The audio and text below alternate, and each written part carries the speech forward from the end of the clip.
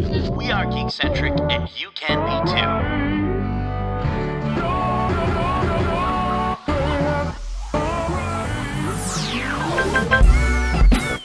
Love ya.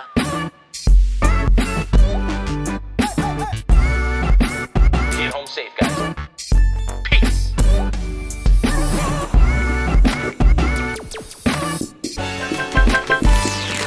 What's up, geeks, and welcome back to the Geekcentric Podcast. My name is Justin, and today we're doing something different.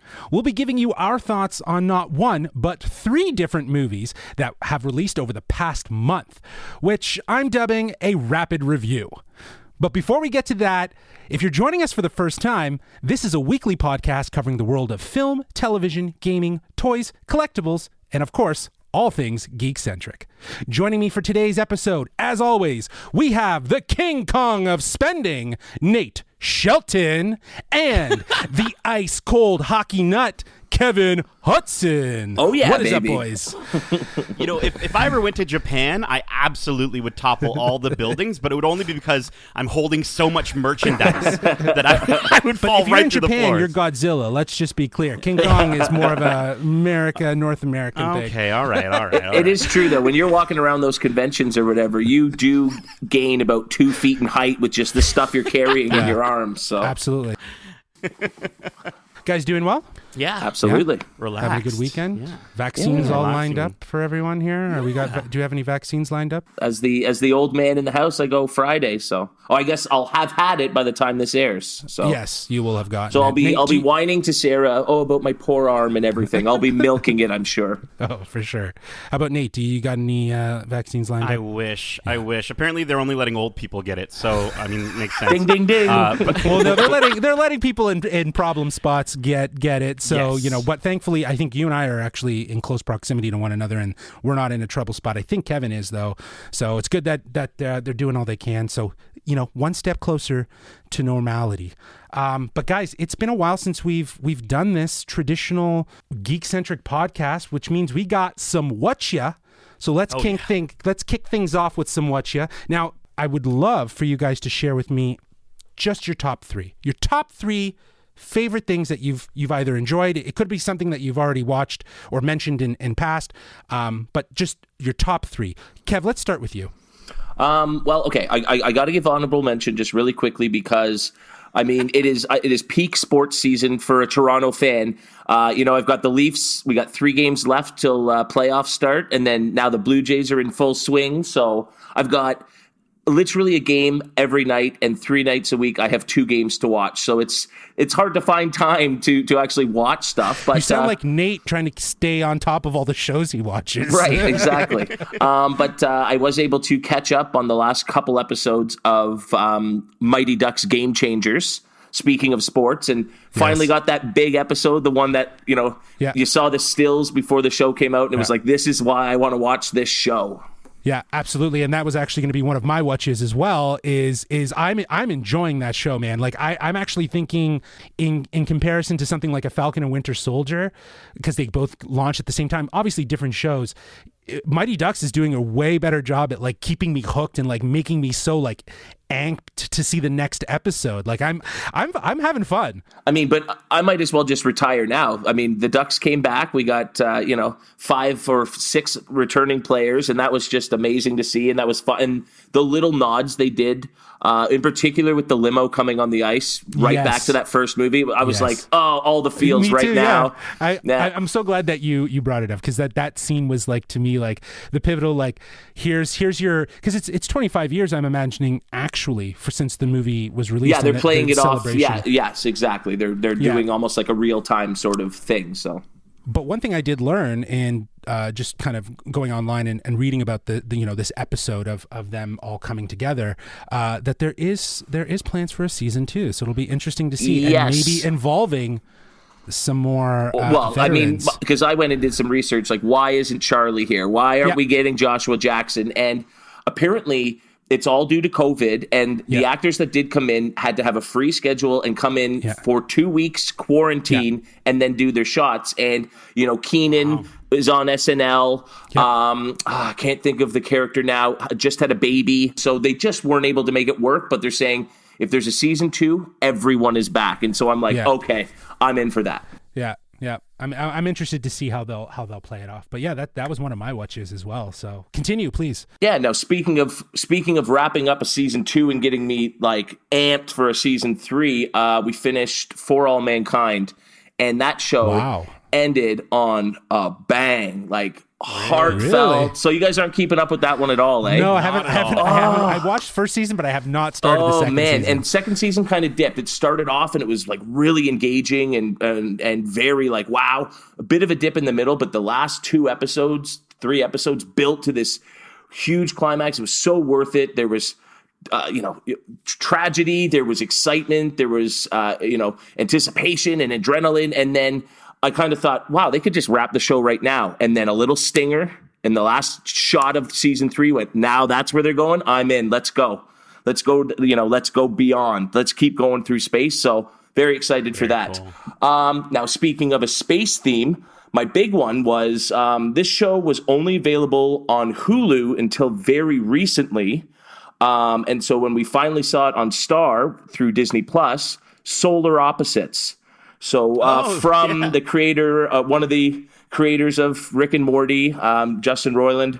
And we're only about 5 episodes in. I can't put it on the same level as Rick and Morty, but we're laughing along to every episode. We're really getting into these characters. And it's a little different. It's a little bit more of like a formulaic, it's not as zany, I would say, in terms of the storylines they're telling in each episode. It's a bit more traditional TV, but it's still got that Justin Roiland sense of humor all the way through. And the other writer is another guy who's written about 30 episodes of Rick and Morty.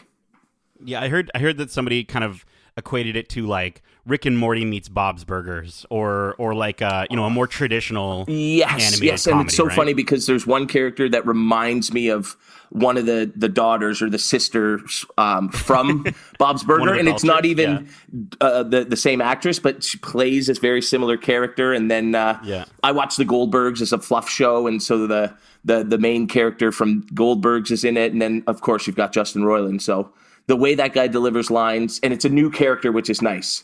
He feels different than Rick and Morty. He's establishing not a just new Morty again, exactly, or Rick again. Like he's sort of an evil scientist, but a different kind. So I think they've done a really good job, and it's exciting. And we know a season 3 is coming out maybe by the end of this year, early next year, because they just launched season 2. But I got about 15 episodes left and can't wait. So yeah, that's my watcha. Well, Nate, how about yourself? What you been up to? I know it's probably a list, but like... Okay, well, listen, I've got about 14 honorable mentions that I have to get through first. No. You know what? Like, not everything on my list is like, I'm like, please watch this. But one that I kind of got into, I started watching Shadow and Bone. This is a Netflix series. And you know what? Like, I've never read a young adult fantasy love novel before, but I imagine it's pretty similar to this series. Like, imagine if you took Game of Thrones, crossed it with Avatar: The Last Airbender, and then you're like, awesome, I'm in. And then you throw in a hint of Twilight, and you're like, I'm not as in anymore. And then you cover all of that with like bastardized Russian language and imagery. It's a little confusing, but I don't know. I like that it doesn't hold your hand. I think that's a good thing, very much like Game of Thrones. When you get into that series, you're like, what are these words they're saying? They're talking about all these fictional places, and for that, I give it props. I think it's got some really intriguing characters. It's trying to do a lot in the first, like, I'm only 6 episodes of 8 for the first season in. But I will say the sexual tension and like the obvious romances and the longing stares, like just over and over and over again. It gets really grating as you're watching this show. Feels like a soap opera. And just by it what very you much like, it's just, there's so many moments where you're just like, oh, okay, so they're gonna bang, I guess. See, like, there's that YA element that doesn't do it for me. Like, I don't, it's not good. No. So I don't know. I'm almost through the first season, 6 of 8, but I think the last, I'd say maybe the last few episodes, 5 and 6. I've actually become intriguing enough that I'm like, okay, I got to see it through. But I don't know. I'll let you guys know what I think after I finish the first season, if I recommend it or not. But it's all right. It's all right. I did also, we've got a lot of Star Wars stuff that came out recently. We had May the 4th. And of course, I'm sure there's something that we're going to talk about at some point on the podcast. But I did want to just quickly shout out some of the ancillary things Disney put out. The Force Awakens from its nap. Did you guys get a chance to see the I watched it all film? yesterday. Yesterday was, for us at the time of recording this, yesterday was May the 4th. So yeah, I watched all their Disney Plus stuff that they launched specifically for that. So yeah, I love the... It was cute. It was cute. It didn't really seem necessary, but it was cute. Like it was just a fun way to do it. I love the graphics though, like the poster that they have for the thumbnail of Maggie as young Anakin in the shadow of the pacifier. Of the binky. It's awesome.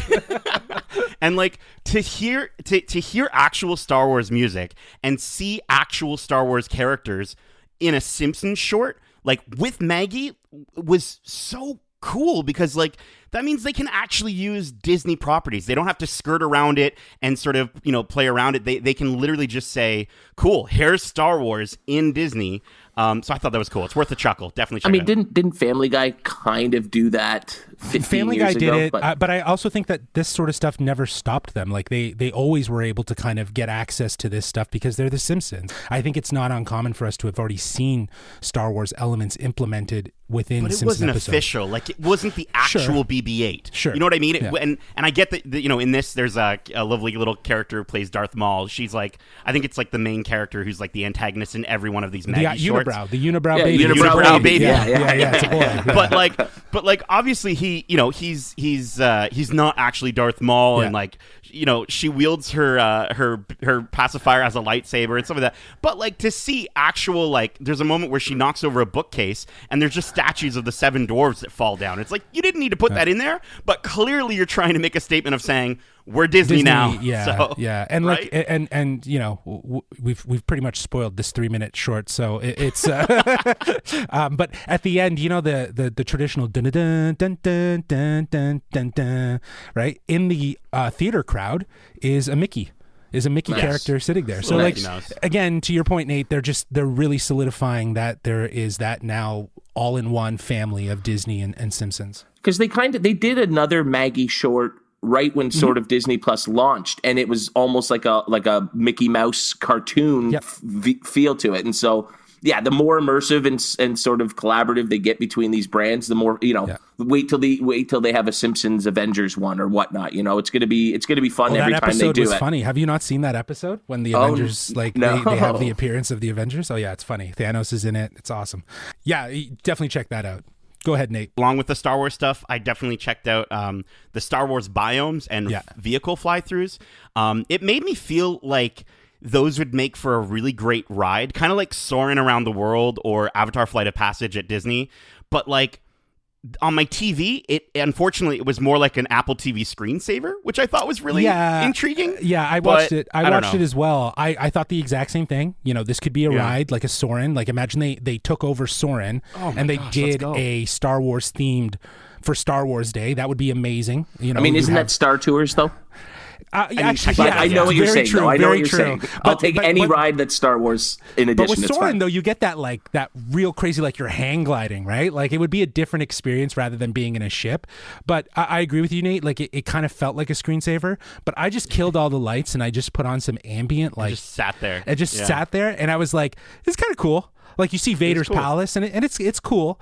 But what I liked about these things, like both of these projects that they did, it's more the stuff around Star Wars, like the enriching parts, rather than like trying to like tell another story or do another behind the scenes. It's a little bit more of like that sort of extra sauce to Star Wars, that you're seeing these planets in this sort of experience, if you will, or walking through the Millennium Falcon. Those I didn't really care for. I didn't care for the vehicle ones. The planet ones were cool. If the vehicle ones were narrated, that would have been cool. If it gave you more insight as to like, okay, this room is for this or that, like kind of like a tour almost. That would have been really cool. Yeah, would have been dope, right? Yeah. All I can say is it really made me miss Batuu, and I can't wait to go back. We'll probably maybe touch on it later too. I also wanted to just quickly one more. I know they're playing the music, they're playing me off right now, but listen. Oh no, wait, Oscars was last week. The Mitchells versus the Machines, animated movie from Sony Pictures. This was such a lovely, endearing film by the same people that made Spider-Verse, and you can tell throughout the entire movie the animation is an awesome blend of like 3D, 2D animation. It has big influences from like modern day like internet culture and in memes. And I love how incredibly unique the characters all are. It captures the importance of family, and I really, as I'm like was writing this all down, I was trying to think of some faults that I would give the movie, and the only thing I can think of is that it's a little too long. If you shaved about 15 minutes off of this movie, you'd be good. But dude, I love this movie, and Sony Animation is really starting to bring the heat with Spider-Verse and now this movie. I laughed out loud more than I thought I would based off the trailer. I cried multiple times, and dare I say, I have a hot take. Justin. Okay, go ahead. I enjoyed it more than Soul. Just saying. Oh, right. I'm going to love it then. I don't want to overhype it. Man, it was so enjoyable. I was looking forward to this one when I saw the trailer for the first time. Yeah. This one really dropped quietly. I didn't even know that it had dropped. I guess it was about 4 or 5 days ago, a week ago from the time of this going live. But I mean, I've even been on Netflix and didn't notice a thing for it. Like, that seems weird to me. Yeah, Kevin, I totally agree with you. When Nate told me about it and told me that it was live, and I saw the stuff on social, I immediately went over to Netflix, and I couldn't see it directly on the main page. I had to search for it. How was that a thing? Yeah, I know. And now it's showing up on the main page, but I don't know if that's because I searched it and I favorited it, so it's queued up and ready to go, so I can just click and go. But that being said, Nate, I've heard nothing but great things about this film. Please don't spoil it for me, because I'm going to probably watch it after this recording. But basically, it ends how it ends, guys. No, but it looks honestly cute. It looks really cute. The characters look really great. I think we did this for a trailer time. If I'm not mistaken. I think we did. I remember that. Yeah. I don't know if I was entirely sold, but definitely now I feel like, you know, it getting praise, and obviously I'm warming up to it. So I'll definitely be checking it out. I think when we even saw the trailer for it, it was called Connected. Like, they've gone through a name change, right? Because part of the movie, this isn't a spoiler, it's in the trailer, is that, you know, these people are on their phones, their devices a lot, right? Yeah, that's and what the that was dad the is very much about staying connected, but then it's also right. So I thought that was a cool name for it. I thought that was actually a better name than the Mitchells versus the Machines. But no. Honestly, 6 out of 10, 11 out of 10. No, sorry, 6 out of 5, 11 out of 10. Watch it, please. Absolutely fantastic stuff. That is my watch it. Justin, did we cover all the things you watch it? No, I have. We covered one. So Game Changers, 100%. Loving that show. I'm digging, like, to the point, I didn't even say this though, Kevin, like to the point of when I see some of the stuff and I hear the score, I get like almost like emotional. So I don't know if it's because I've been hanging out with Nate too much or talking to him about stuff too much that I just get like warm and like just a little teary-eyed, like seeing Emilio. And, yeah, exactly. Yeah. Dude, honestly. And like, honestly, just to see what the story is going to be, because like that's the other thing I really like about the show, is that we haven't really gotten this like straight up reveal of what happened to Bombay and why he's so distant. We see why he's coming back and why he's warming up to the idea of coaching, but we never really got that. I wonder if Charlie and the relationship there might play into that as well, into one of the reasons, which is why they save that for season 2. But it is now finding its footing, and we're getting into like the amped up, like they're going to go from like not being very good, and you know they're gradually getting better to like now soaring, pun intended, for, you know, maybe being a better team. Who knows if they'll win though at the end. Well, that's what I think. It's going to be like they've made some steps and they're not going to get there, and that's why they need another season, right? Because if they win at the end of this, then the story's over. Right. And so if they're planning on keeping it going, then I can definitely see them making some steps but not getting there. Yeah, absolutely. Another thing that I wrapped because it ended on Friday of this last week, was Invincible, Amazon's Invincible. I've stayed true, watched it every Friday. I really enjoyed it. I do think though the season finale was a little lackluster. I wasn't a big fan of it. I thought it was convoluted a little bit. Like Omni-Man's motives weren't as justifiable as I was expecting. Yeah, I knew that. I knew that reveal was going to happen, but once, you know, they have the altercation, he flies away, and then, you know, it just kind of had that Lord of the Rings process where it's just like, this elongated ending. But Kev, you've been staying up on top of it? I thought you were done after episode 1. No, because Sarah really liked that first episode, and so we've been watching, and cool, awesome. Yeah. I honestly think though, like, out of 5, I'd probably give this a solid 4.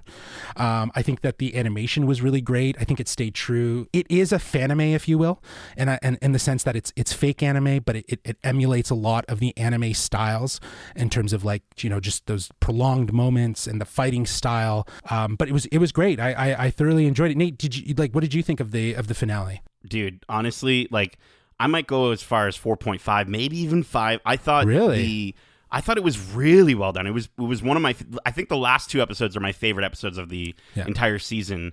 And I think just some of the stuff that they literally just showed, like I know that this was in a comic book that's years old, but seeing some of the imagery and the way it plays out is just insane. All I'm going to say is that subway scene was The subway scene was hilarious. I was actually laughing because like I think that's really I think that's really interesting. Out of like uncomfortability. Yeah, well, just like the sheer silliness and the obscurity of that whole situation had me chuckling, not laughing in tears like out loud, but just chuckling at the obscurity of it. It's crazy. But yeah, the gore level was, they did not hold anything back. They went full fledged, even in certain points with the dialogue and the swearing and just feeling a little bit more adult. To me, this felt very, again, fanime, adopting the best parts of it and kind of westernizing it. You have to assume that a lot of that is influenced from an anime inspiration. But just speaking about the animation, in the final episode, I feel like they did step up the facial animation because you could, like, seeing Nolan with some of the emotions he had in his face, I've not seen that throughout the entire series up until this episode, and I think it was definitely worth it to add that to the episode. I'm hoping going forward, because they did announce that there's a season 2 and a season 3, which is awesome. I'm hoping that they're able to say like, cool, now we can really throw that budget behind us because we know. Well, yeah. And like, for me, the animation, it was, do I really want to watch an animated show? But now I kind of see why they have to do it animated. So that's fine. For me, what really I was struggling with, especially in the first episode, because you brought it up, Justin, was the dialogue. It was so lame in that first episode and so generic and so stock, and the characters weren't saying anything funny or saying anything that evoked a personality. It was just any character could have said any of these lines, and it was just to move the plot forward. And so once you got these characters developed and sort of showing personality, I thought that really improved as the show went on. And so that's sort of where I sort of got more engaged with it. Yeah, so many outstanding characters to call out through the show. But definitely, if anyone who's listening hasn't checked it out, it's worth a check out. It is 8 episodes. If you have kids, do not watch them with kids. It's very violent. Or do, and just see how they turn out. Yeah, okay. They got to grow up some point, Mark. You got to grow up at some point, okay? My last thing that I watched, and it was something I stumbled upon, and I've already shared it with Kevin because Kevin is the guy who would be most interested in this. And it's called WWE's Most Wanted Treasures. It is an A&E show. It is basically the Disney show Prop Culture, but for wrestling. And the WWE is trying to track down legacy items. And what I love about it is it's totally behind the scenes. It's behind the curtain of wrestling, which I think now that's where I kind of like to live in the wrestling world, is like more or less behind the scenes and understanding that. I think I've grown out of that sort of the storytelling piece in the ring. Interesting, yes, but the stuff that they're finding is like either older than me or in and around. Like I feel like they did Kane and Undertaker as episode 2, which was like a lot of the stuff that I know Kevin and I would have seen. But it's such a cool concept. I thought it was such a brilliant concept for the WWE to actually do that. I'm just surprised they put it on A&E and not on their WWE network. Maybe it's to broaden the audience, and or they have producers or something like that. Baby, cha-ching, yeah. Right? Well, it worked. I saw a trailer for it, and I was like, "What is this?" And I started watching it. So it's 3 episodes in for the first season, and I think the last one was Jerry the King Lawler, which was really interesting to hear some of the back history. And that's the other thing; it's a history retrospective of these wrestlers and their impact and why their stuff is so important. I'm hoping for the season finale they show off Hulk Hogan's pink thong, but is this like a series that, like, because I'm not as into wrestling, do you think people that aren't into wrestling could could get into this. 100%. I think that I think so, because even the people that they're going to, because like the whole concept of the show is we need to find these things. We're sending this person, AJ, out to track them down, and he's going to fans' houses, and these people are obsessed, man. Like one guy has so much stuff. He's like me with my Funko Pops. He just has nowhere to display them. Swimming they're in just them. they're just all over the place. And it's really great, like how some things are just in wrestlers' attics. Kane had a mask in his attic. I've only seen a 2-minute clip because I'm kind of waiting for it to all be out because I know I'll want to binge it. But I saw a 2-minute clip with The Undertaker. And he's at his storage locker. So and he pulls out a jacket that they estimate is worth like $50,000, because it's a one of a kind piece that was worn on a special evening. First one. But it could be storage locker fans, it could be hoarder fans, it could be collector fans. I don't necessarily know if you have to specifically be a wrestler. I think if you're interested in the backstory of or the history of items, you could get into it. Much the same as Dark Side of the Ring isn't just for wrestling fans. It's these engaging real-life stories that happen to take place in the world of wrestling.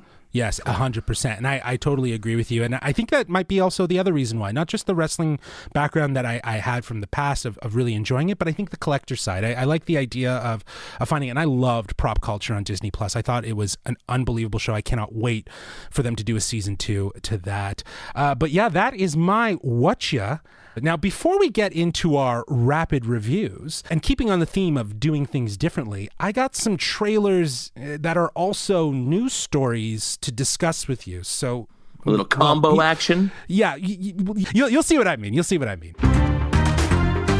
It's trailer time. All right, cool. So our first news trailer actually was dropped yesterday on May the 4th.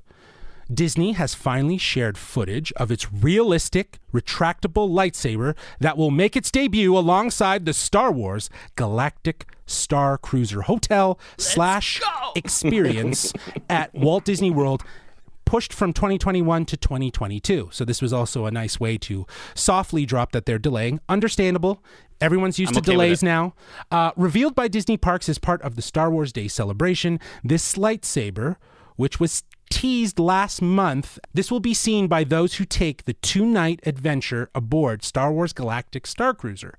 While Disney hasn't confirmed these will be available for purchase, it does promise guests will be the first to see it in action, along with so much more. I put that in air quotes because that's directly pulled from their press release.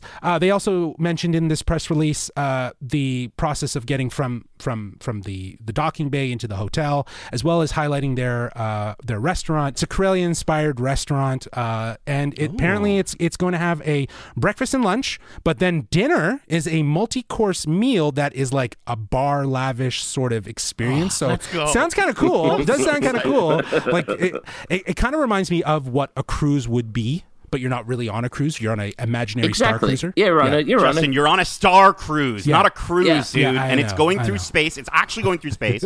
And because if you look at the windows, it's actually you're going to see planets and stuff and other ships. It's amazing, Justin. I'm so excited. I saw a casting call that they did, and the characters they're looking for in terms of they need a captain and a cruise director, and they need first order officers who will obviously be interacting. And it sounds like it's going to be this just unbelievable immersive experience. Yes, and that's another thing that the press release really tried to hit home, was that this is an immersive experience. And this lightsaber obviously being a part of that. I myself am just concerned that we're looking and we're loving this lightsaber, and we may not be able to purchase it. It might be something that they can only use and we'll be able to use in certain moments, but we're not going to be able to actually own one ourselves. So I'm wondering, what's the deal with that? So do you think... Justin, listen to me. It's a real lightsaber, okay? It's not a real lightsaber. I mean, it's you're a not real going to be lightsaber. cutting things with it. Yeah, You have to be very careful. That's why they're teaching people on the Star Cruiser how to use it. Sure. Okay, you have to be 18 or older, I'm sure. Yeah. But anyway, listen. The coolest thing about this, first of all, it looks awesome. Yeah. Just going back to the Star Cruiser really quick. I'm so excited for it. Kevin, you need to get your mom getting us those tickets right now, please. But honestly, the thing that I'm most excited about, Kevin, you mentioned the actors and the different characters that are going to be on board. And we heard about this when it came to Batu. And I get it. Obviously, going into this, maybe even in 2022, pandemic is going to affect it. But even pre-pandemic, when we were on Batu, I didn't feel the same level of Westworldness that I had imagined I would get. I mean, they really did cheap out on a lot of things. They redacted a lot of ideas sort of in the later stages due to cost and actual, ability to do some of the things that might have been a bit grandiose. But I think that the cool thing is that they with this sort of environment, I think they have the ability with less people. Yes, they can control it. Control it, exactly. And it's still going to be mass-produced Disney, Disney-fied, but it's controllable. They're going to be able to give a more, I think, authentic experience, even more than the park itself, which is so well, they cool. better for the cost.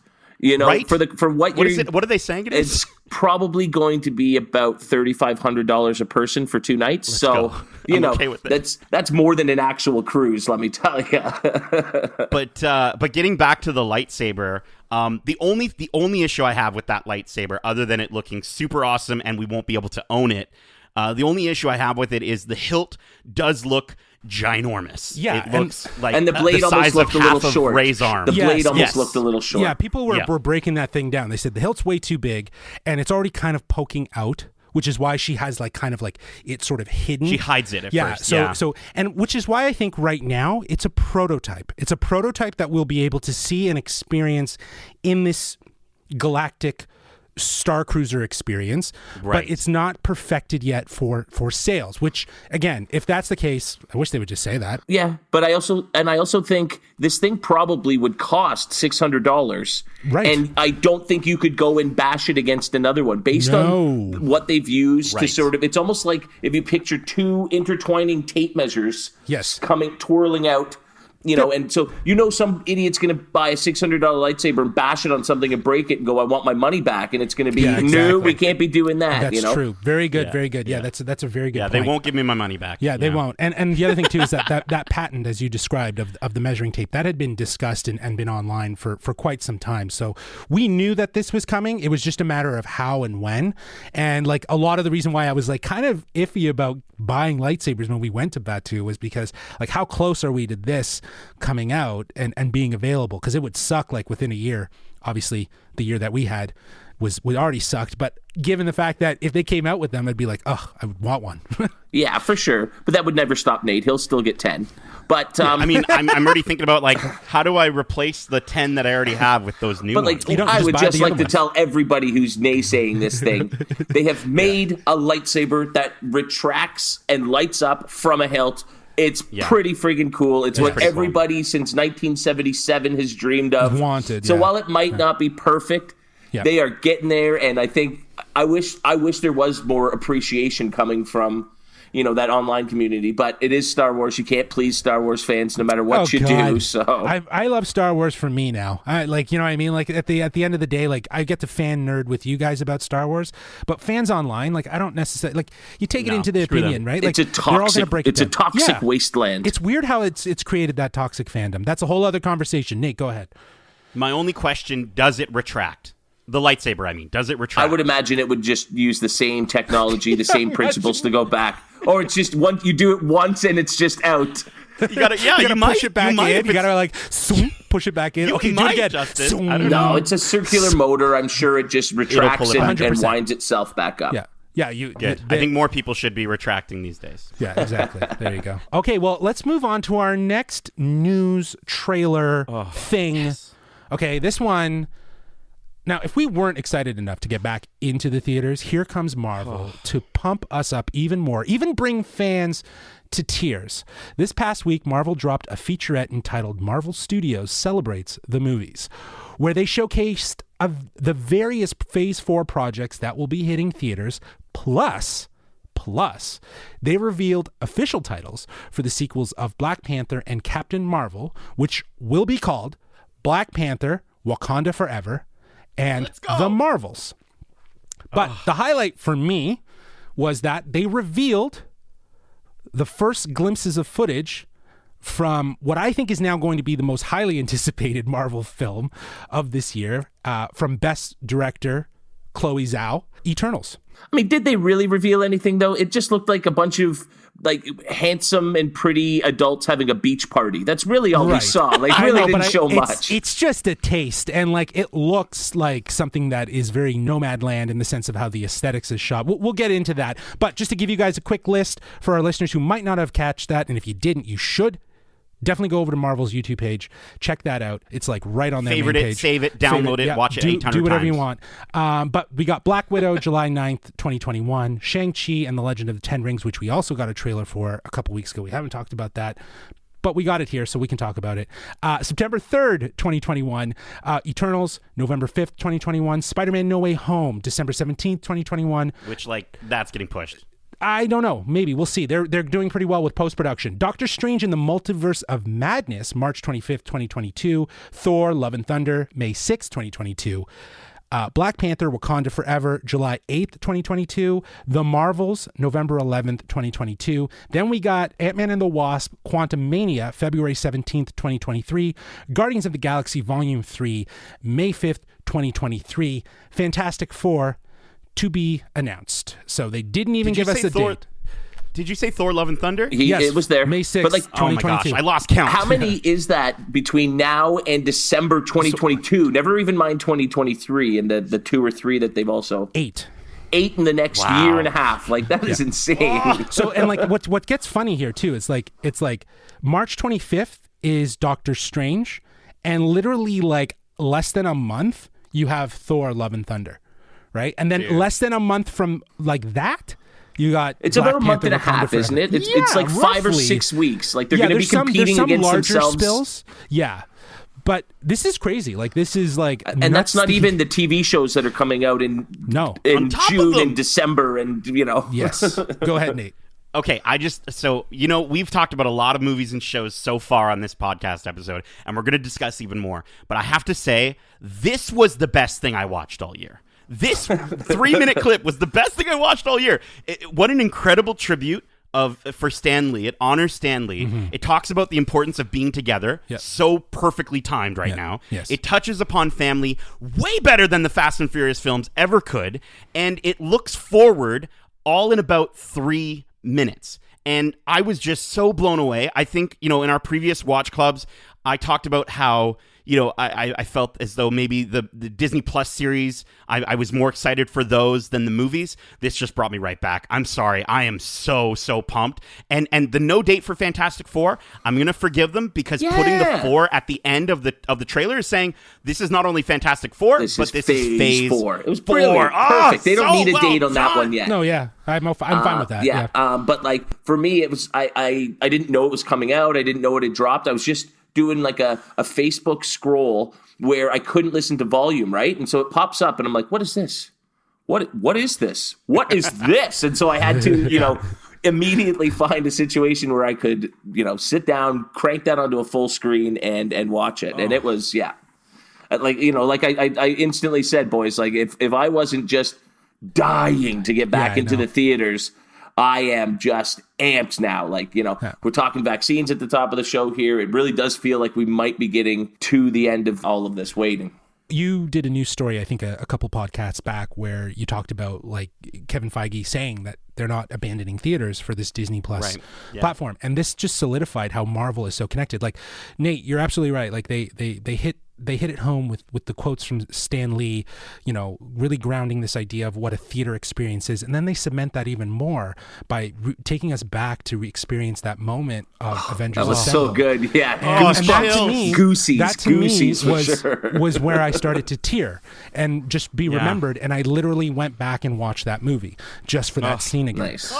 So like, I feel like this whole trailer experience solidifies why Marvel's so ingrained in the theater experience and why it's so important, and that they would never leave that experience because there is something special about a group of people, whether they know each other or they don't, sharing in that first watch experience based on fandom. And that's the highlight. And I think that's what this trailer really kind of hits home, is what they're really doing with their movies. Yeah. And I mean, my only concern is because we're a little bit behind the States, and they are going forward with Black Widow now. I don't know about that one for us. I'm not sure. I agree.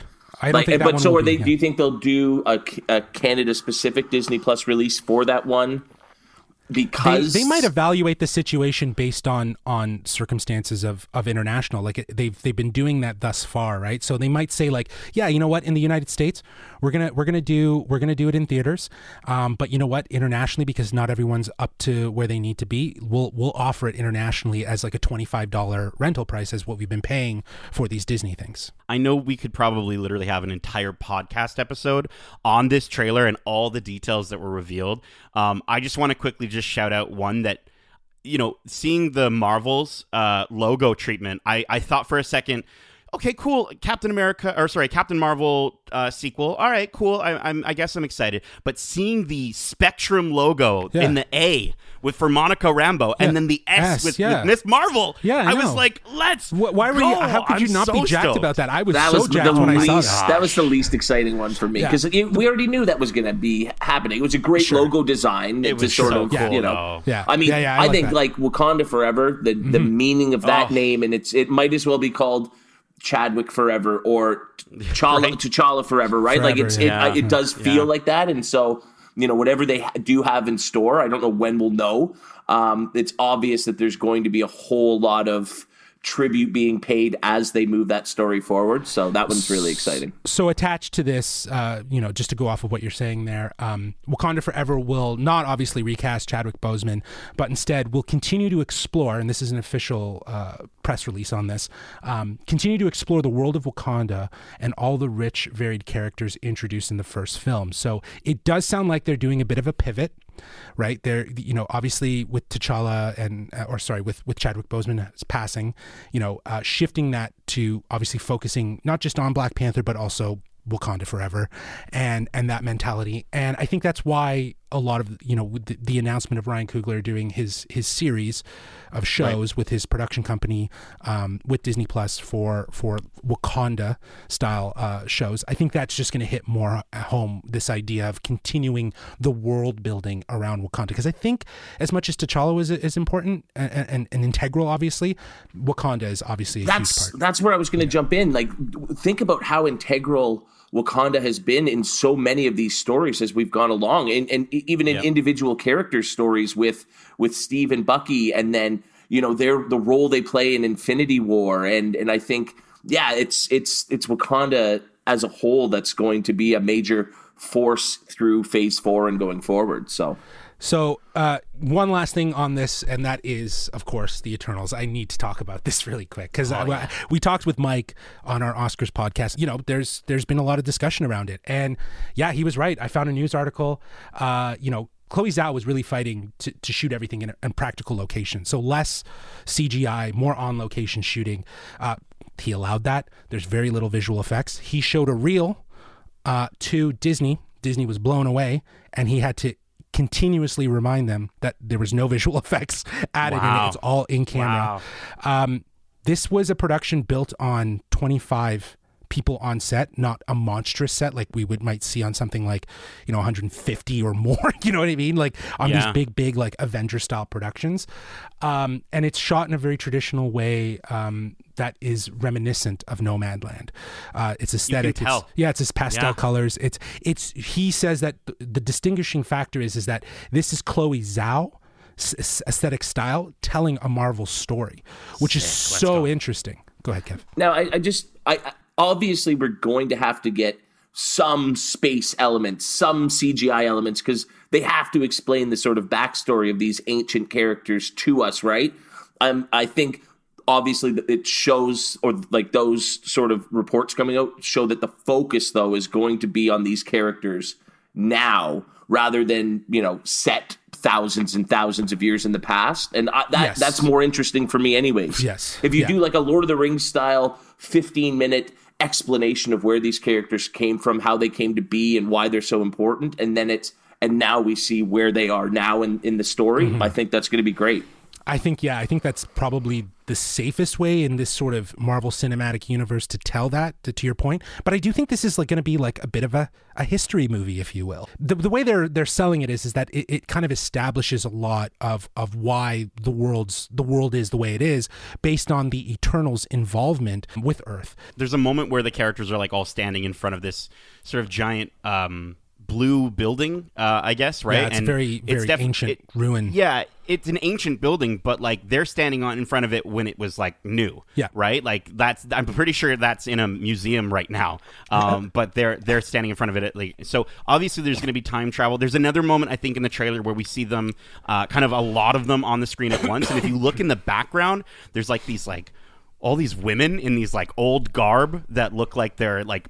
To us, it would look like they're in a cult, but they're probably just like old world people. You know what I mean? Look Amish. So they look like they were Amish. Yeah, they look Amish, but you notice that all the Eternals are wearing more modern day clothes. We're definitely going to get some time travel in this movie. Some sort of exploration of time. I agree. I am so stoked for this cast too, and like they all just look so dope. I can't wait. I agree though, Kevin. It wasn't enough though, but it wasn't enough to literally solidify a story. But as of right now, because of everything, and we kind of talked about it as well in our Oscar one, because of this momentum that Nomadland was getting and the release and everything being shifted because of COVID, they just shifted. They knew they were going to be shifting release dates. So Chloe Zhao really focused on Nomadland and getting it to the finish line for Best Picture. And she's now in the final stretches of post-production. And there's talks that it could be, Kevin Feige believes that it's another contender for Best Picture, which I don't know about see. That. We'll Kevin see. Feige, I think Kevin Feige so. just has a lot of hope for Marvel to be in an Academy Award for Best Picture other than Black Panther, more times than that, right? Cool. Well, imagine they do it, right? Scorsese gets up and leaves the Oscars, right? He's like, I quit Hollywood forever now. You know, that's fine. Yeah, but I think it could be someone like Chloe Zhao to really show that there could, for Martin Scorsese to see that there's right. All of a sudden, Scorsese's like, get me in Phase 5. Now I'm a believer. Could you imagine a Scorsese version of like Doctor Doom? That would be crazy. Oh my God. Let's watch it. All right, guys. Well, that's it for our trailer news mashup. With that being said, I think it's time that we get to some movie reviews. Let's do it. All right. Topic of the show. Here we go. It's time for the topic of the show.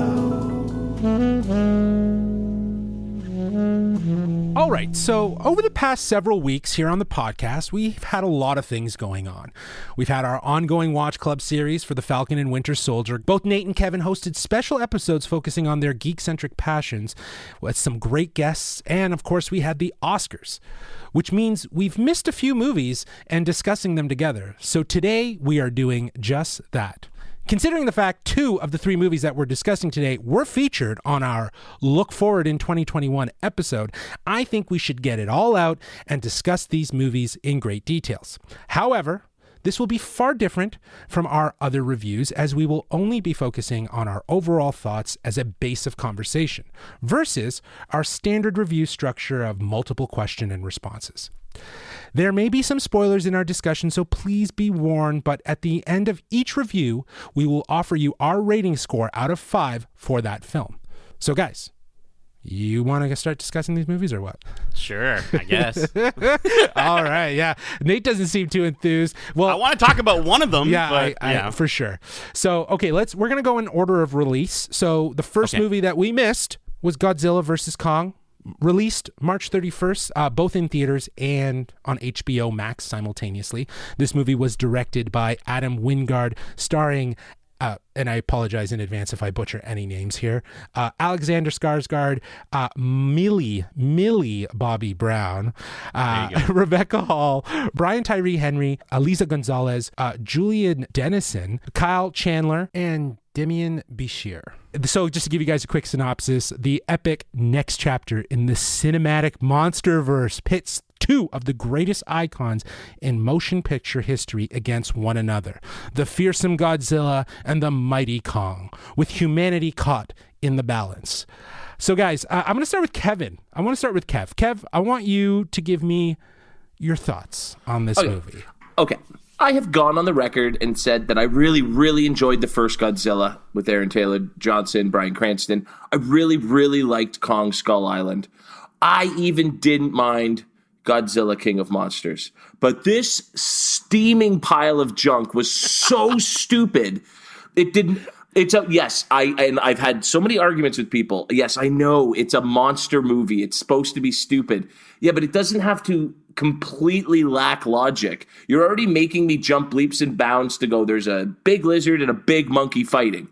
The way that they just incorporated so many, and I know it's a lot of it's from the comics, but there's just so many stupid moments in this in terms of the wild technology and the whole Hollow Earth thing was so poorly handled with these throne rooms made by monkeys and hammers, and it was just so dumb. And I cannot believe it has a 75% on Rotten Tomatoes. Yeah, Rotten Tomatoes is officially broken.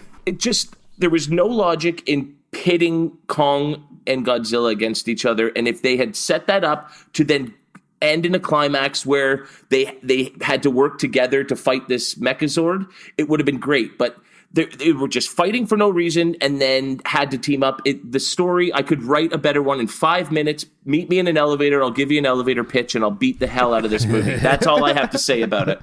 Awesome. Nate, what are your thoughts? Just like Kevin, I loved where Godzilla started with Gareth Edwards and David Callahan, who wrote that movie. I think they just did such a good job treating Godzilla as more of an event that was happening within the world. And I said it before and I'll say it again. It really makes me sad what they've taken and done to the franchise. Like, don't get me wrong. I love big monsters fighting just as much as the next geek. But this movie was dumb and too complicated at the same time. If it was one or the other, it would have been a better movie, but unfortunately it was both, and that's just what we get. It went from Cloverfield to The Fast and the Furious, but with an even more convoluted plot, like that, and that might be really good for some people. Like, don't get me wrong, there's lots of people that love that kind of movie. They love the popcorn movie, but give me the popcorn movie. Give me the dumb movie of characters fighting. Everything that was going on with Millie Bobby Brown on the side story was useless. The setup for all the characters on that entire journey was so confusing and didn't make any sense, and it was unbelievable. Like, the monsters fighting each other, that was the most believable part of this movie, and that's monsters fighting each other. Like, you can't give me a movie where I can't align with the humans and tell me that it's a story about humans that are also with it just, honestly, the only redeeming quality were the fight scenes. And so, for this one, I would say catch the highlight reel after the fight. Don't worry about anything else. Kong Skull Island was way better. The first Godzilla was way better, and the other one, King of Monsters, is alright, whatever. But don't watch this movie. Thank you. Yeah, it's not good. It's not good. High five over the airways. Boom.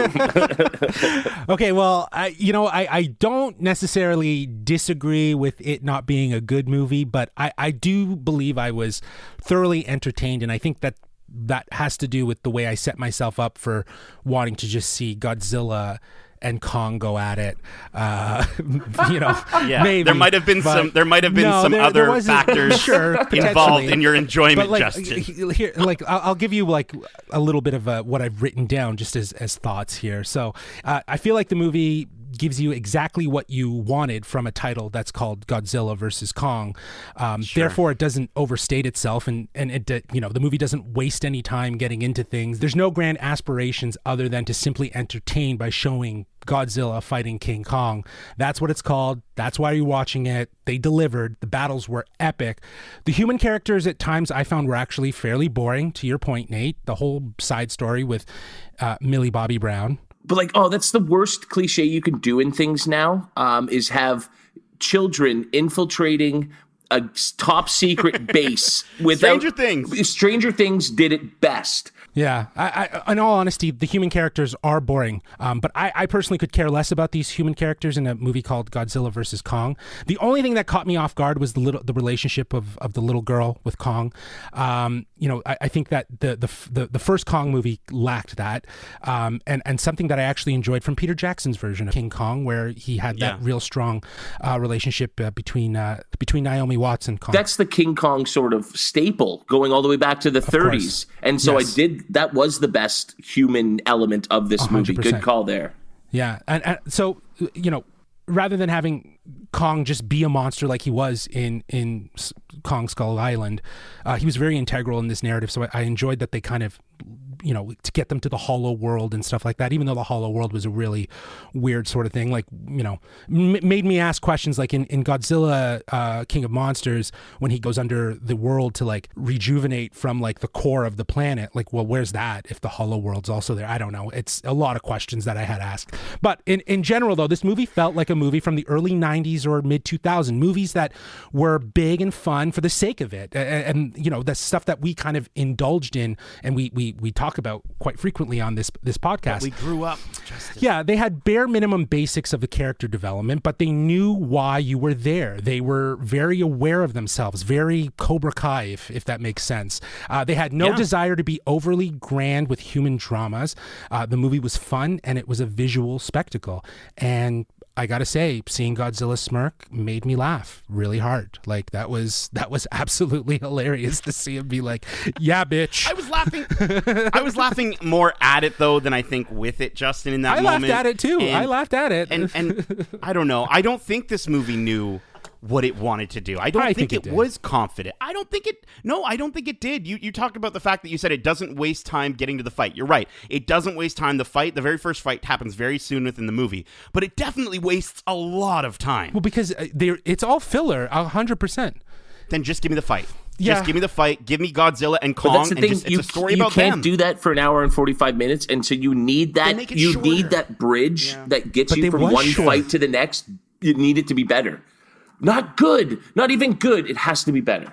Yeah, it doesn't overstate itself, though. That's the one thing I did appreciate, is it didn't try to drag this out to try to get over 2 hours. It stayed under 2 hours, and I think deservingly so. It did that. I think it dragged a lot out, dude.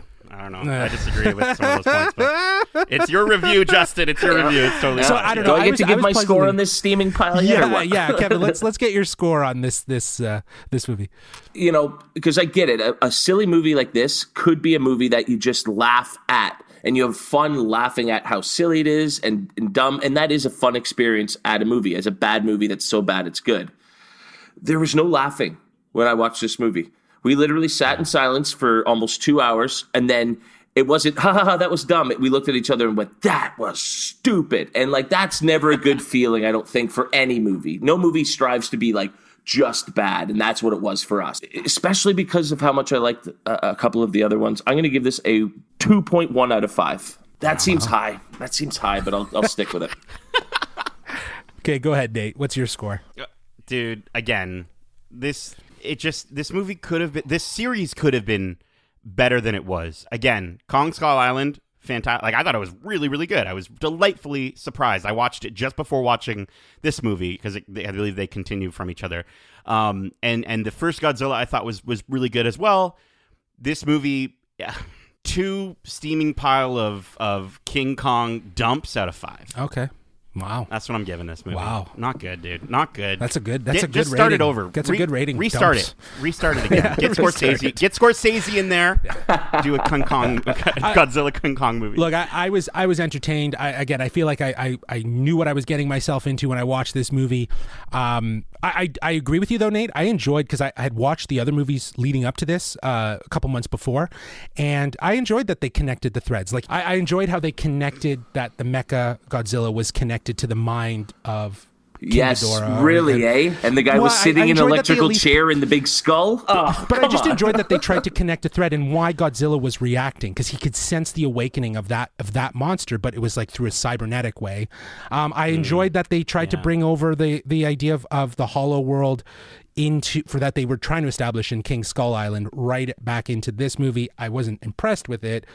And that was definitely a lot of that filler that we're talking about, Nate, where it's just like, it's just too much. It's just too much. It's too much. I can see do half the things that you did in this movie. For sure, it'd be better. Because what does that really prove, other than that there's just another world within a world in this universe of MonsterVerse? So, so because of that and the entertainment, I'm going to give this a 2.7 out of 5.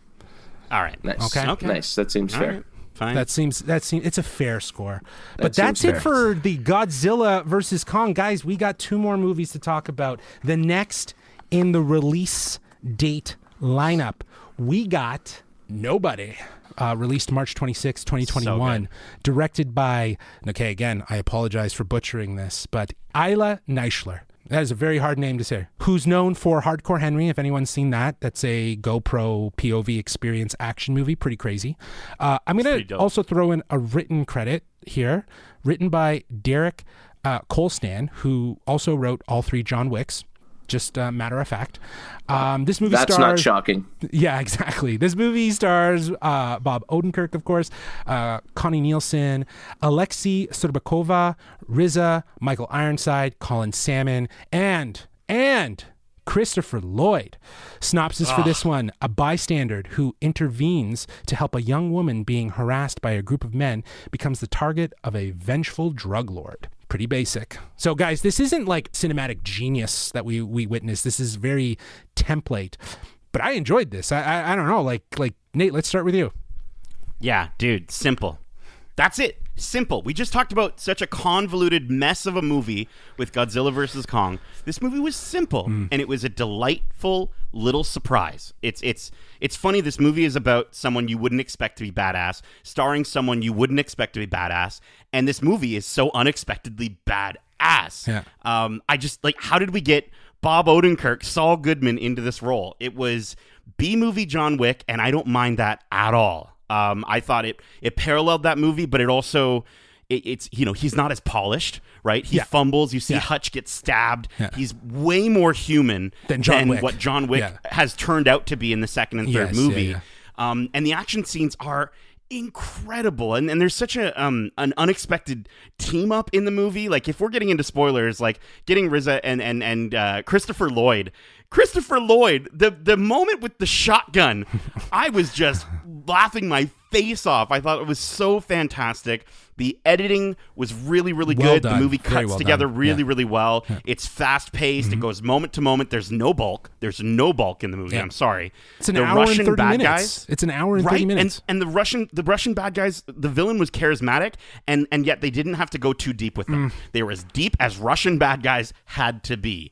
And so, unlike the movie that I think we're going to be discussing, and then the previous movie that we just discussed, this movie actually, I think, was very confident in what it wanted to be, and I love it when movies and shows do that. So it was awesome, to watch this movie, feel like you want to watch it again right over. It's just by the end of the movie, you understand why these characters are so afraid of Hutch.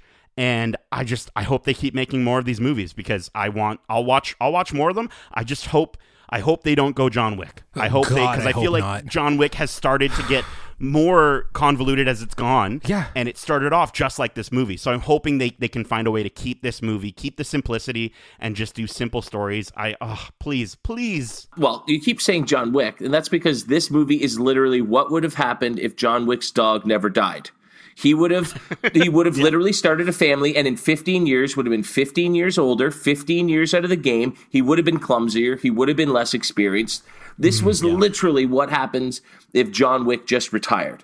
And like, before I do nitpick a little bit, this is a great movie. I really enjoyed it. It's probably the best of the 3 movies we're going to review, even though it's probably 100%. Not my favorite of the 3.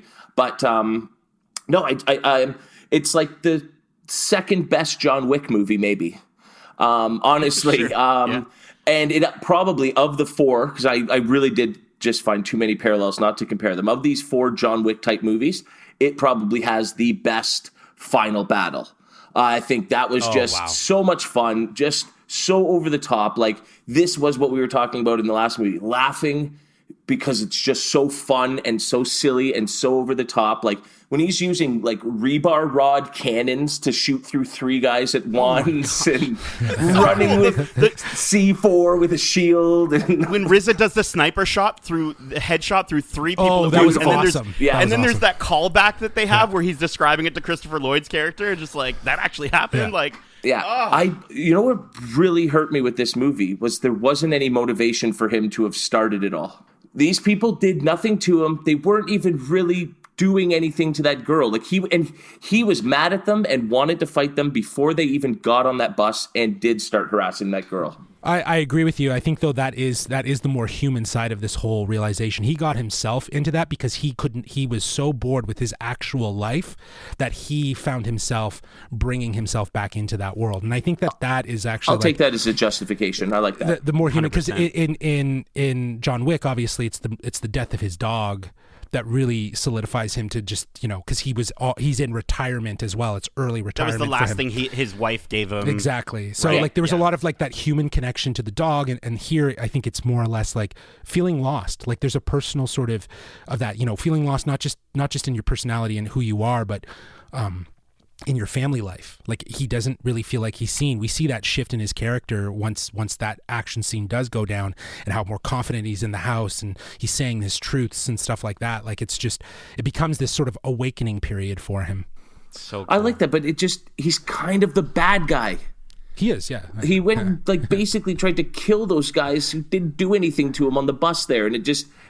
But they were bad guys. They were bad guys, I know, but all they did was crash their car into a pylon, and he's like, "I'm gonna kill these guys with a bunch of seatbelts and poles, man."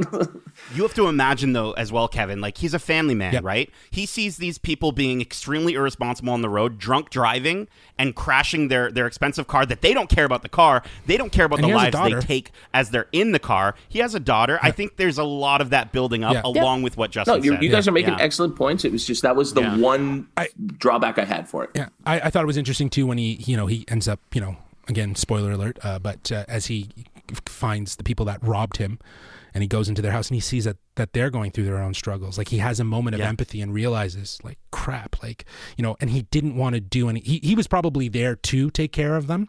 But then when he realized the situation and he walked outside and he starts punching that, he's letting that frustration. So that bottled and that fed itself to that bus scene. And it was a great scene. It was a great action scene. The camera angles were really great. I thought the action and the way the camera moved around, again, coming from the director who did Hardcore Henry, it just was very inventive. It was very fast paced and edited so well with quick cuts and so on. With the straw? Yeah. The thing with the straw, Justin? Like, unbelievable. The gore in this movie... I think the gore in this movie is better than the next one we're going to talk about. I'm just saying. I'm just saying. Holy. But, I think much of what has been already said, this movie is very confident and knows what it needs to be. It's fun. In my opinion, it's better than, obviously, I guess John Wick 1 is a lot of fun, but I feel like this is better than John Wick 1 only because of... Really? With the casting of Bob Odenkirk, this just is a very unlikely role for this actor, and for him to take it on and to see him in this, that was kind of the huge draw for me, at least, to watch it. And it was a lot of like fun, and it spends very little time building any sort of world, but obviously focusing on this character of Hutch and him being a nobody and just what that means. And I like that they didn't try to do anything else with that, and it leaves the door open for, again, as Nate was saying, them to do more. There's a lot there that still can be explored, which I appreciate. And I guess that's the same sort of jumping off point that John Wick had. But where John Wick has gone, though, now, I just hope this movie never goes there. Like, there's people like, oh my God, is like John Wick going to connect with Hutch? And it's like, no, I really hope no need for that. No need for that at all. Because this feels grounded. This feels very grounded right now. And I hope they don't take it to some sort of echelon of raising it because they feel like they need to draw more crowd appeal and more money. You got a great actor. Mm-hmm. You can tell some really grounded, real stories. I think there's potential there. If they do sort of, take it a little less seriously going forward, it's going to be more Kingsman than it is that John Wick that is very like serious and everything like that, right? Like I still don't see him falling, 8 stories onto the concrete and just walking away from it and stuff like that. He is still a real dude at the end of the day. So as long as they keep it in that sort of sense of reality. Yeah, I agree. So guys, what's your score? Let's start with Nate. Nate, I'd love to know what your score is for Nobody. This movie was simple, confident, and again, it was a surprise, a delightful surprise that I don't think anybody was expecting. I don't think we had this on our looking forward to list, we didn't, right? No. So yeah, dude, I was so happy with this movie. 4.5 out of 5. I hope they make more. Nice. Yeah, I really enjoyed Better Call Nobody.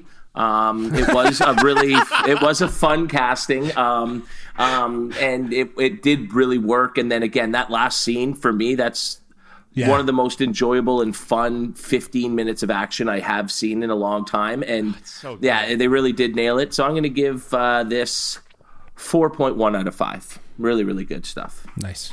Awesome. Yeah, almost similar sentiments to you guys as well as with Kong. You know, it was entertaining. It knew what it wanted to be. It was confident in just owning, you know, what it needed to do. And you know, the casting was unbelievable. I think that again was a huge draw for me. I love anything with Better Call Saul. But you know, with that being said, the action was really intense.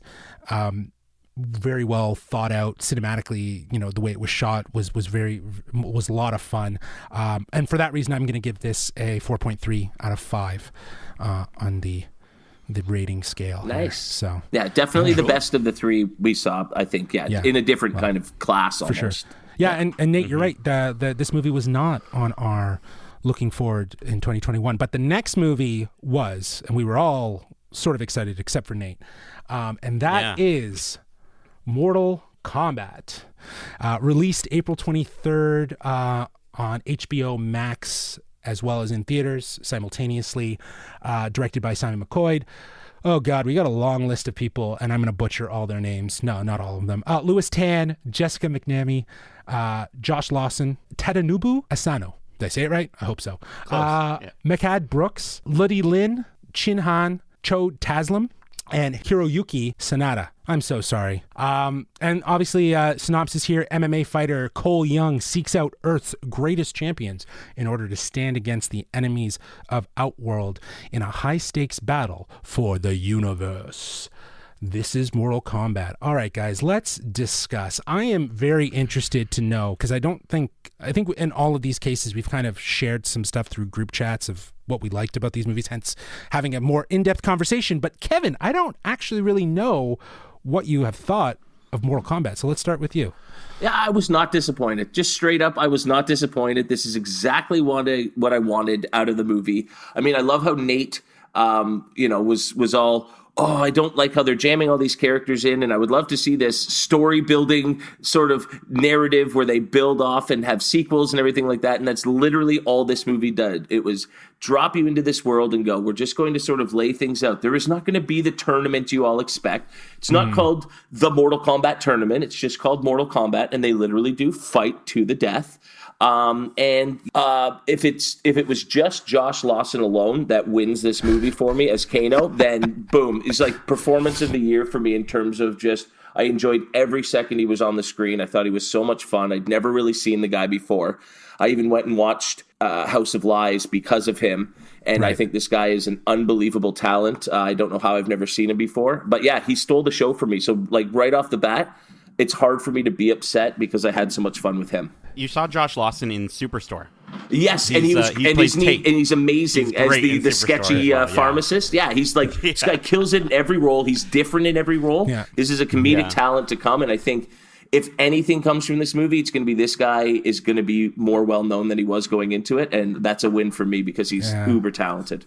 Yeah, I feel like he definitely was a highlight. He was funny, he was that, but I'm wondering if that worked against it, like in terms of what this movie and the seriousness and the tone that it meant to go remember for. When the original, this cult classic features terrible actors acting terribly and acting way too seriously for a movie about a video game about Mortal Kombat, where a guy with 4 arms fights a girl with a big mouth, fights an ancient wizard sorcerer. I mean, it's stupid. And they went and had stupid fun with it, in my opinion. I had stupid fun with it, and that's all I wanted. Yeah. Kevin, it sounded like, when you were just describing it there, it sounded like you were describing this movie. Like, I just feel like, honestly, the acting was terrible in this movie. This movie, here's the thing, okay? It was confident. It was a dumb movie. It was confident in its dumbness. It had so much potential to be more. And the problem is, I find it tough to watch movies with terrible acting, but I can usually forgive it if the main character is at least good. No, the main character was by far the worst actor of the last decade, maybe. He is bland. Just bland, the most bland performance I've ever seen in my life. There were many times in the movie where it just decides to go against its own rules for plot convenience. And again, that's cool. It's a dumb movie. It can do that, I guess. But like instead of having them all fight, like I like that they had them fight one-on-one throughout the movie, but what a stupid idea. Like that's such a dumb idea when you consider how you could just get everyone together, gang up on each character, and that might have been, a much easier task to take down the people that are cheating at this tournament that doesn't even get to happen in the movie. Yeah. And I just want to quickly just shout out because we talked about the B plot from Godzilla vs. Kong. The family subplot was awful in this movie, and it took away so much time from what we wanted to see, right? The fight scenes were cool. It was cool. Josh Lawson as Kano, I want a whole movie with him. I want an entire movie with him, or give me just a Scorpion and Sub-Zero movie. That's dope too. Or give me a movie that is literally just about, Sonya Blade, right? And she's trying to maybe like save her father, and she has to enter the Mortal Kombat tournament to do it. But the movie that leads up to it is her fighting each character to get maybe she has to beat all of them to get that special tattoo, right? Just the way that they sort of just went about making this movie as if it was just sort of an afterthought. It just felt like a money grab. And that's exactly what I thought it was going to be when I had my initial trepidation about this movie. Like, just imagine, okay, just really quick, one last time that I'm gonna spew this MCU thing. But when people first heard of superhero movies, they thought, wow, people in tights punching each other, that's gonna be a dumb movie. And then we get the MCU. If we put these properties, if we put video game movies in the right hands, they can be something really special. But have they ever been before? Just wasn't No, it? that's what I've said too. They haven't. So why are you so disappointed? They've never been good. This was still better than most. So if we just keep watching, then they have no reason to do better. No, I get what you're saying though, Nate. Do better. And I think that do better. And to that sentiment, I feel like I was actually fairly disappointed with this movie, wholeheartedly. Like I went into it thinking, I feel like it was trying too hard to build a world and universe. And to your point of how you were describing Godzilla versus Kong, it became confusing and convoluted. The movie started super strong with a look at the history of Scorpion and Sub-Zero, and I wish that had been a larger part of the narrative, like more integral of seeing their feud. Not even, half, but instead it feels like this was just a way to hook an audience. To your point, Nate, they by far had the best on-screen presence. Like their story lived outside of the idea of the Mortal Kombat tournament, which I thought was a really interesting idea. Like maybe I thought this movie could have a bit of more of an origin story to how Mortal Kombat came to be by focusing on those two characters. That's what I was hoping for. And that could have been a good way to introduce the audience into Mortal Kombat. That being said, this movie is based on a video game and with some of the most brutal gore, which is a huge selling point. Again, was kind of lackluster in that cult classic from 1995.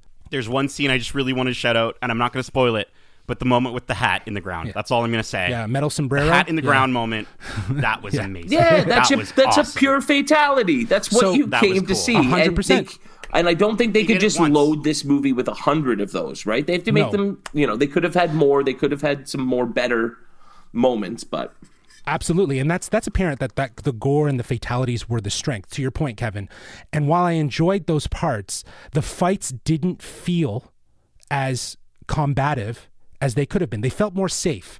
I was expecting more of like raid style fighting where like the hits actually mattered before you get the fatality. It felt like the fighting was like very PG-13, but then as soon as they got to the fatality, it was like rated R, right? So everything felt very just not really paced properly and matched. So to your point, the fatalities were the selling point for them.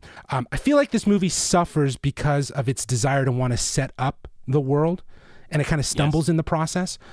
Opening up with a strong scene, which serves as sort of an origin story. I wish the film had focused on that. I wish that they didn't necessarily give such an easy justification to how they adopted their powers and learned it was like inherently in them once they were marked with this tournament tattoo. And it felt too easy and as much more of a plot convenience, to your point, Nate. But highlights for me are super simple. The opening scene, Kano, and the final fight between Scorpion and Sub-Zero. Those were the highlights of the movie for me. That's it. Can I just bring up, though, like, Kevin, you talk about all the time how you hate prequels because you say that a lot of the times when you see the characters that are obviously going to be in the next movie, you're like, well, then we already know the outcome of the movie. What's the point of watching this prequel? At the very end of this movie, and again, this obviously we're in spoiler territory here. The very end of this movie, Raiden, who by the way says, I'm not allowed to interfere with things, but I'm going to interfere with things because plot. The biggest problem is he's like, listen, when everyone dies, that's just another realm that they go to. So everyone who died in this movie, they'll be back. So what was the point of watching these events happen? It really didn't do anything, the whole movie. Sub-Zero and Scorpion aren't really attached to the tournament, so to go against all of that and have them sort of be the focus leading into a tournament would have gone against the source material to a way that you would have probably complained about had they veered so far off of something you're more familiar with. And Shang Tsung is always breaking the rules while Raiden is standing there going, I can't do anything, until he finally has to do something. It's just the common Mortal Kombat trope. So they were hitting all those notes for me. I personally, and so while I agree it could have been done better, I wasn't expecting it to be better. And so it did what I wanted. It did it the way that a Mortal Kombat video game and story has done in the past. Yeah. And so I think they hit it. They did it well in that regard for me, even though it was sloppy and clunky and had some bad acting and some cheesy moments. Yeah. I feel like it's on par of being this generation's 1995 version. Do you know what I mean? I don't think it'll get that cult following. I don't think it'll get that cult following. Yeah, it's pretty low on the ratings too, right? Yeah, people are going to forget about it. Yeah, even though they're going to make 18 more, people are going to forget about it. Well, I just wanted to really chime in on complaining about stuff. I liked how they got their power because, you know what? In some of them, it's just like all of a sudden you have a guy who can shoot fire and a guy who, can punch like he has metallic arms and stuff like that. No, we need to give it a reason for it. And so I didn't mind the mythical element with the tattoos and stuff sort of being the source of their power. I thought it was a cheesy but simple way to explain how these people can fight these outer world demons with all these mystical powers. I just thought that worked for me. I thought Kano's eye was actually a metallic in the video games. It was actually engineered so that it would shoot a laser, right? It was, and Jax's arm were engineered so that they would be huge and that would give him muscle strength. That was actually true to the lore of that. I mean, all the characters have been retconned. The characters have been retconned 10 times over the last 20 years.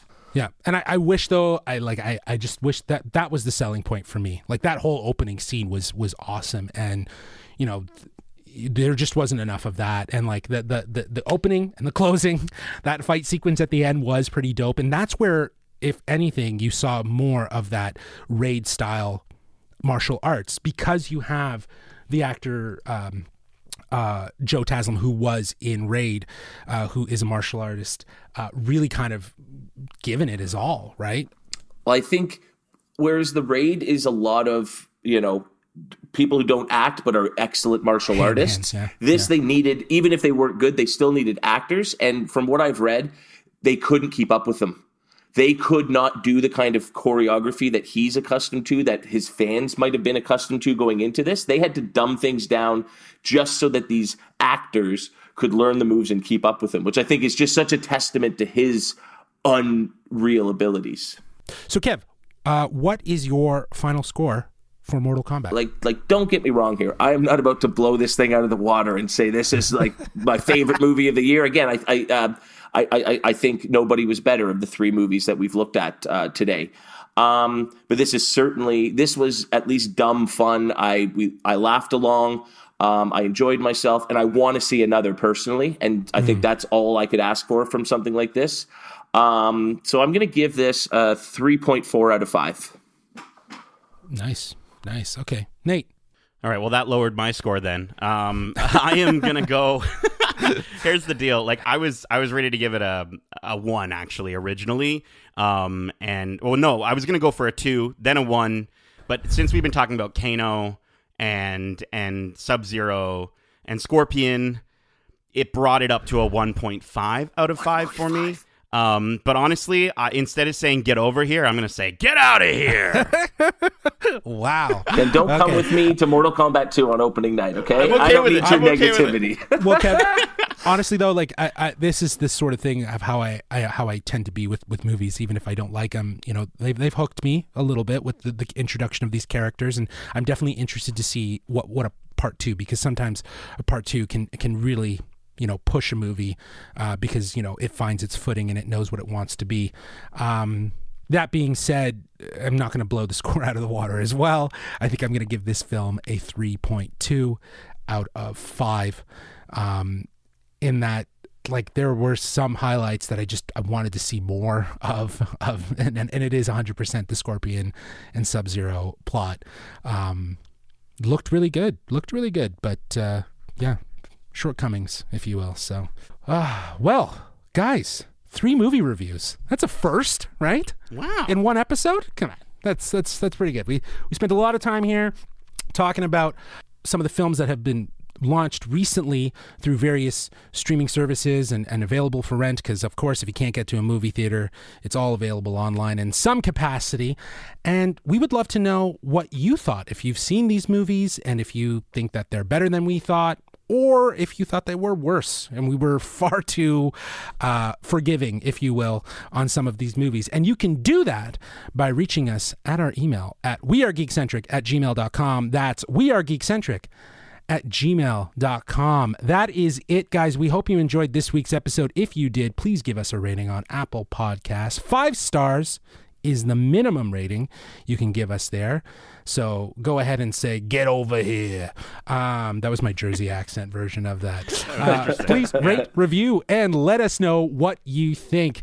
We are Geekcentric, and you can be too, which means you can check us out on YouTube at youtube.com/Geekcentric. Follow us on Twitter at GeekcentricYT, and follow us on Instagram at We Are Geekcentric. Also, I'd like to let everyone know we will be starting yet another Watch Club. Yeah. For Disney Plus's latest Star Wars animated series, The Bad Batch. So be sure to check that out. It will be dropping shortly after this episode. And join us as we break down each episode week by week. And for our gaming fans, of course, you can join Nate on Twitch. Nate, what do you got going on the channel these days? I mean, consistently every Sunday night, we're going to be doing 9:30 streams. Snap Sundays, guys. Pokemon Snap is out, and I got to tell you, it's awesome. It's fun, man. It's so I fun. forgot to Have bring you that up played in Kev? Whatcha. Yeah. I got it the day of, man. Of course. That was one of my favorite N64 games. I was on that. Yeah. It's so good. It's so good to see another developer take a crack at Pokemon, and it was just so cool. And I've really been enjoying it. I've been enjoying having people that are viewing. If you check it out, twitch.tv/NatePlaysGames, you could submit your own snaps into our Discord, and so we've been reviewing snaps on the screen. We've been showing it off. I've been opening up a lot of Pokemon packs. I've got so many Pokemon cards. I'm spending way too much money on McDonald's, buying all the McDonald's Pokemon cards, and I'm hoping to collect them all, of course. But guys, check that out. Snap Sundays every Sunday night, 9:30, twitch.tv/NatePlaysGames. Gotta catch them all. Awesome. So that's it for us. Kev, Nate, thanks for joining me for this rapid fire review. Until next week, as we say, Love ya. Stay home safe, guys. peace.